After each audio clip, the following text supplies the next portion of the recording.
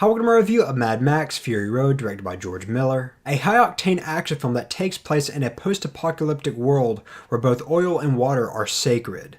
Fury Road centers on Mad Max as he is captured by a gang of wastelanders who all serve a very malicious and powerful leader known as Immortan Joe. However, after one of Joe's old drivers, Imperator Furiosa, goes rogue and saves Max along with a group of enslaved women in order for a chance of redemption, Max gets tangled up in an insane chase that spans across the wasteland.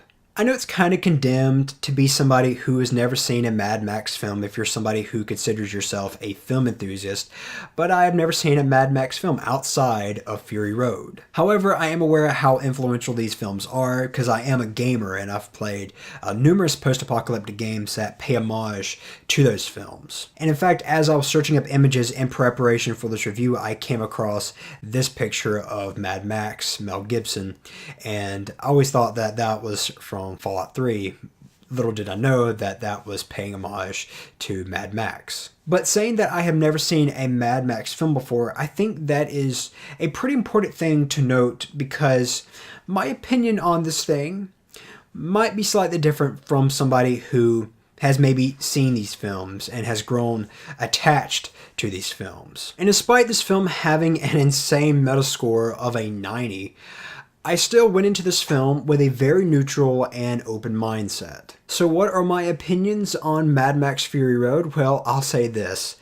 Believe the hype. In terms of pure high-octane summer blockbuster cinema, this is really unlike anything I've seen in recent memory, truly. First of all, the spectacle is entertaining as all hell to watch, and it's filmed so incredibly well. The film is pure eye candy. Visually, this film is a complete masterpiece, and the spectacle, knowing that 80% of the spectacle in this film is practical, just makes me respect it even the whole hell of a lot more because, I mean, the spectacle in this film, it is intense, it's insane, it's exhilarating. And given that this movie comes out at a time where movies are just bloated with CGI, unnecessary CGI, this movie's a godsend. This is spectacle in its truest form, and when it does utilize CGI, it's very tasteful. And furthermore, this film lives up to the first half of the title. I'll get to that a little later.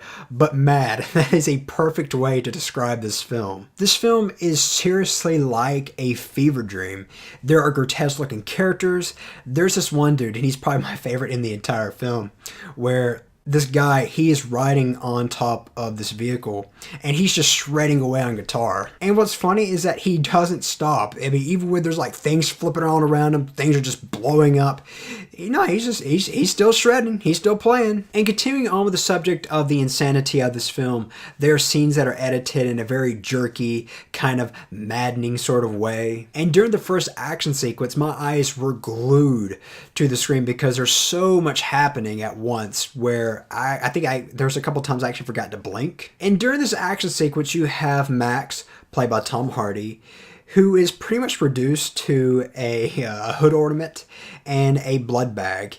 You heard both of those correctly, a hood ornament and a blood bag. It'll make sense when you watch the film. So now I've come to the inevitable part of this review where I talk about the characters and the story. As for the story, it's there, but it's primarily used as a lubricant for the set pieces. Now, there are scenes that do cater towards character depth and development, and when the film does focus on those moments, it's actually pretty damn good.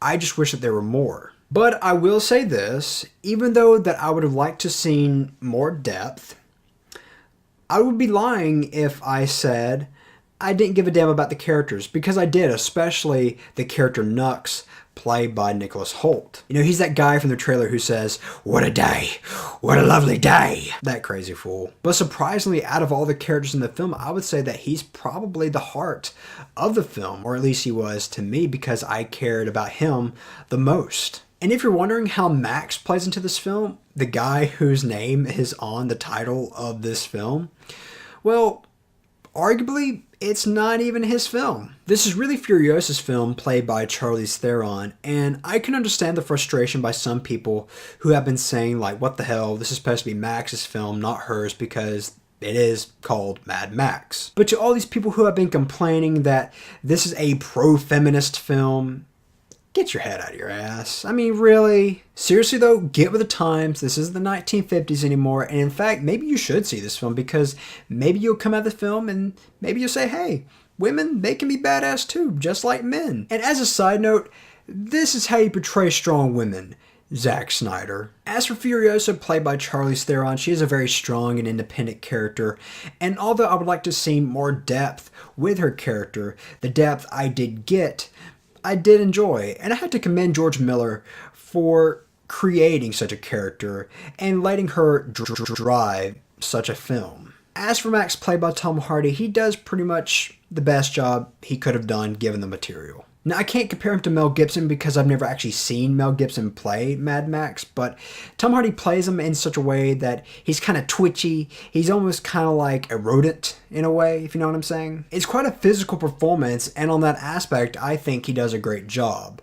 Where I just think it lacks is everything else, but that's not his fault. And plus, he doesn't really talk much either. Overall, despite the lack of character depth in Mad Max Fury Road, I think this is just an incredibly entertaining film that does have some depth if you're willing to look for it.